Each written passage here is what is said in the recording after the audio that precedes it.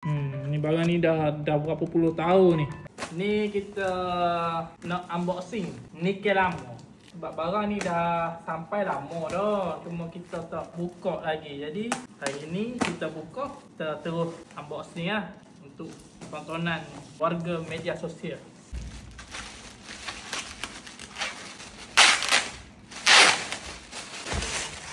Punya condition tu. Ni macam barang yang dia jumpa dekat kedai-kedai tu. Tengok masih baik lagi tu. Ni tikam apa ni? Ini tikam apa ni? Wih, tikam apa ni? Tikam duit. Tikam duit Tikam duit. Donald Duck. Ui, tengok dia punya ni. Masih dalam keadaan yang baik. Oh, tengok. Apa? Rare ni, memang rare ni. Dulu paling mahal pun berapa pusing ni? Paling mahal RM1 paling mahal. Duit tu. Duit. Semua tikam duit tengoklah dia punya condition. Baik lah, baik. Banyak keping juga.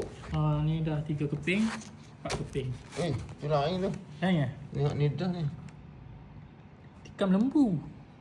Dapat lembu. Okey, boleh lembu. Wih. Jahat. Ini permainan jahat. Ni pakai duit juga ni. Semua tikam duit ni. Tapi ni dah koyak dah. Ya. Ada. Ada barang ni, ada barang. Ni dah guna ni, Tercabut tu rasa tu. Hey. Tikam binatang.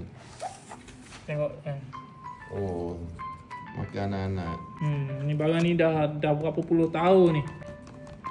Dah berapa puluh tahun ni. 1, 2, 3, 4, 5, 7, 8 keping.